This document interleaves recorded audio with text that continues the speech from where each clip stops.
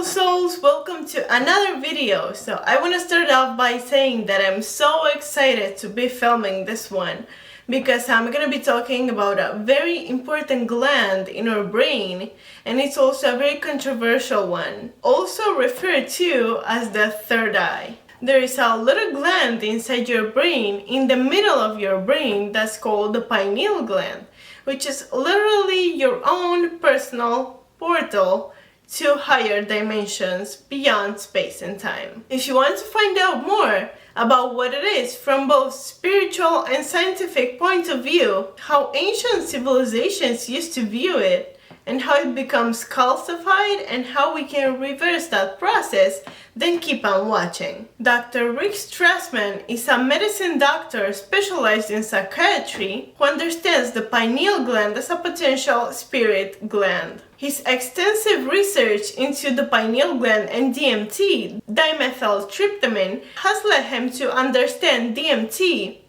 as a potential spirit molecule, and the pineal gland being, as he refers to, the seat of the soul. The pineal gland is a little organ situated in the center of your brain that has a very particular pine cone shape and is no bigger than the nail of your pinky finger. The human pineal gland is not actually part of the brain, but it develops from special tissues in the roof of the fetal mouth, from where it's going to travel to the center of the brain. The pineal first becomes visible at 7 weeks or 49 days from conception, which is also the moment when we can start to identify the gender of the baby. And it's a very interesting synchronicity, as the pineal gland is also known as the seat of the soul. Its position inside the brain is also very particular.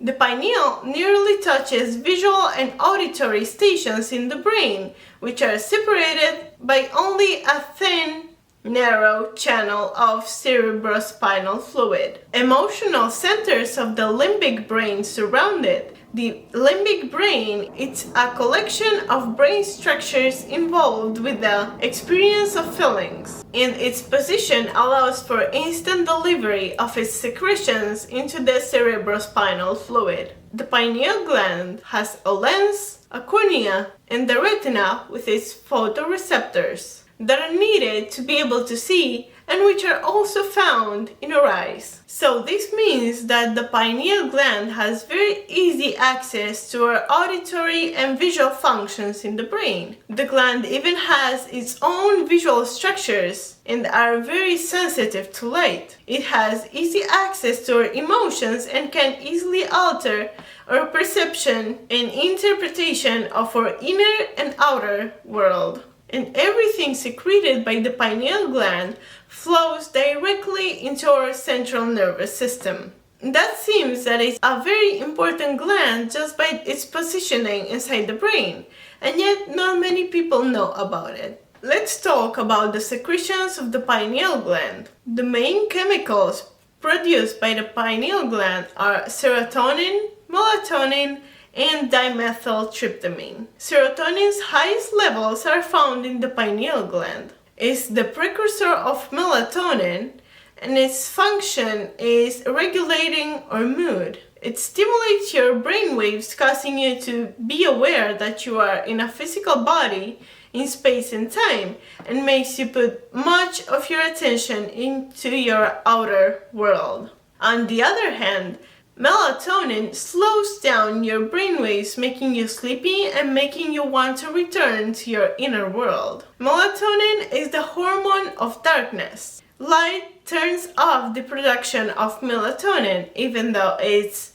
daylight produced by the sun or artificial light during the night. It regulates our circadian rhythm, which is our body's natural clock, and our sleep patterns, and its production is the highest between 1 and 4 a.m. Some early studies suggest that melatonin has mind-altering properties.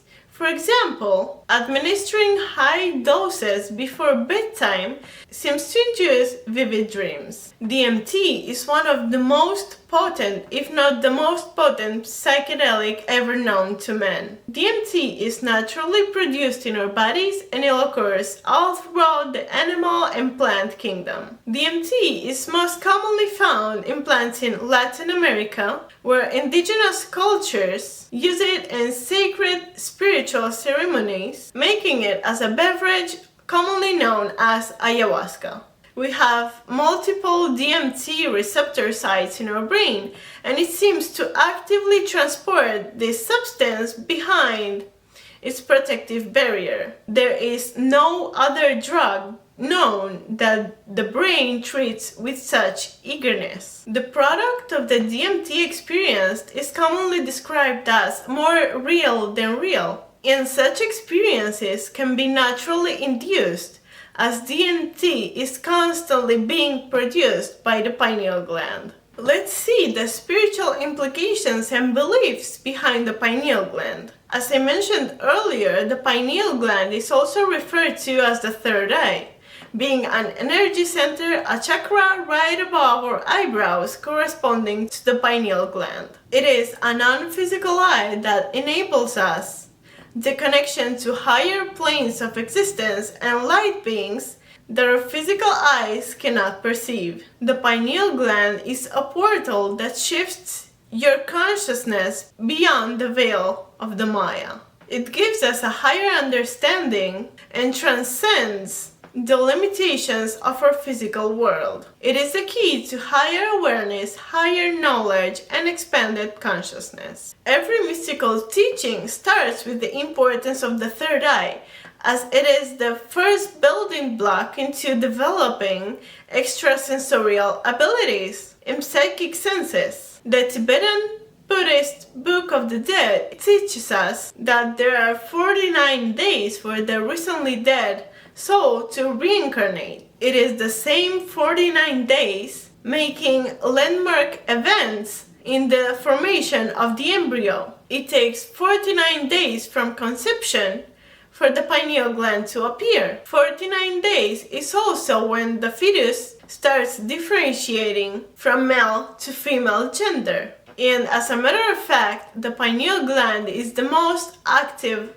gland in our bodies at the time of death. Let's go back in time and remember the era of ancient Egypt. This ancient civilization was so advanced and possessed such wisdom that even today they are a beautiful mystery to us. Their philosophy of life was based on a much greater understanding of things we don't even acknowledge, because we consider them a fantasy, a joke, or the work of the devil. So we're just not allowed to mess with it, or at least that's what we've been conditioned to believe. Abilities such as levitation, telepathy, and energy channeling was known and used by older people. Today, unfortunately, no one teaches you what ancient Egypt really was, how they channeled energy from the source and offered it as a healing in temples such as the pyramids, for example. If we cut the brain in half, dividing it into right and left, we're going to find this image.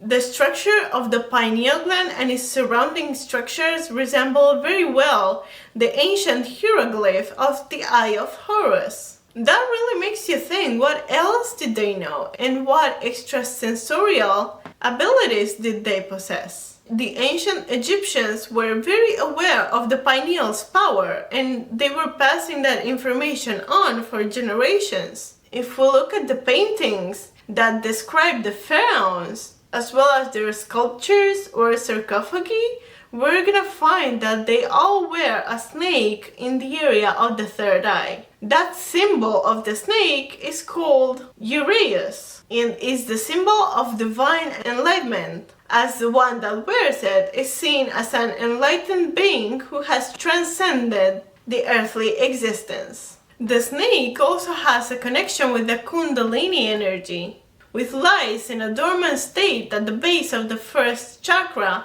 also known as root. When this energy is activated and released by the blockages that appear at the different chakras, It ascends to the third eye on the spinal cord, bringing a higher understanding and connectedness with the all. Even today, the symbolism of the pineal gland is really strong, even though it's more occult and hidden. Because this little gland is so powerful and can give access to such unimaginable knowledge and abilities, is the most targeted gland in the whole human body. By calcifying the pineal gland, it becomes inactive and it's pretty much useless. And this is what a calcified pineal gland looks like. The most effective way of calcifying the pineal gland is by using fluoride. As it is taught in school, fluoride is made of vitamins that are going to help strengthen your enamel and prevent you from getting cavities. It is painted as this beautiful, healthy thing that you want to get your teeth healthy. And because it is recommended by a dentist or by a dental professional, nobody questions its validity. But fluoride is not just found in dental offices. It is found in tap water and bottled water, toothpaste or any dental related products, even sodas or certain foods, because the chemicals and pesticides they use to treat the food also contain fluoride and causes several health problems, some of which are very serious. According to Dr. Bill Osmundson, the amount of fluoride in an 8-ounce glass of tap water is the equivalent of the pea-sized amount of fluoride needed to call the Poison Control Center, as it is recommended on the back of every fluoridated toothpaste. Sodium fluoride was commonly used as a rat poison in the past and was used by Hitler and Stalin in the Nazi era, who fluoridated the water in concentration camps to sedate the prisoners, and it's the main ingredient in sarin gas. Now you know how dangerous fluoride actually it is in general, not just for your pineal gland. So how do you reverse the calcification process and activate your pineal gland? I'm gonna give you 5 tips on how to do this process. First thing, obviously, is you want to eliminate your fluoride intake as much as you possibly can. That means switching your toothpaste or any dental related products that you may use to other ones that specify clearly that they do not have fluoride. Just bottled water that specifies it doesn't have fluoride, or you can opt for a filter that you can install at home to your sink that's gonna filter all the fluoride and all the negative stuff the water has. Try to buy as natural, organic and unprocessed foods as much as you can, because all the pesticides and chemicals that they use for food in general has fluoride too, so be careful with that. Second, there are many foods or spices that you can add to your diet that are gonna help with the decalcification process. For example, turmeric, raw cacao, raw apple cider vinegar, and green foods that are rich in chlorophyll. Third, as I mentioned, the pineal gland also regulates our sleep patterns and our circadian rhythm by the production of melatonin. So it is very important that you have a good quality sleep during the night and keep your natural clock balanced. You also want to make sure you sleep in total darkness, as melatonin is inhibited by light. What also helps have a better night's sleep during the night in the long term is avoiding the blue light on your phone, as nowadays we are looking at a screen major part of our day. It can become really harmful. So smartphones have this blue light filter that are gonna change the colors from that blue to a softer, warmer color. Recent studies have shown that the blue light actually inhibits the production of melatonin and it shifts your circadian rhythm. Fourth, get as much direct sunlight as you possibly can.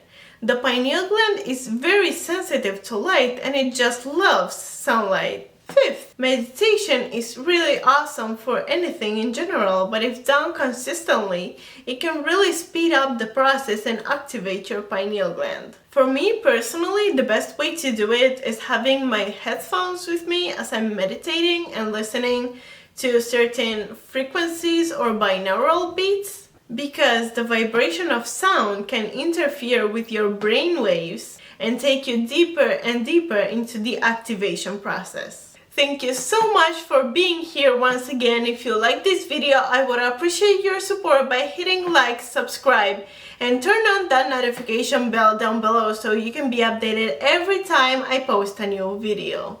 I'll see you on my next one. Light and love.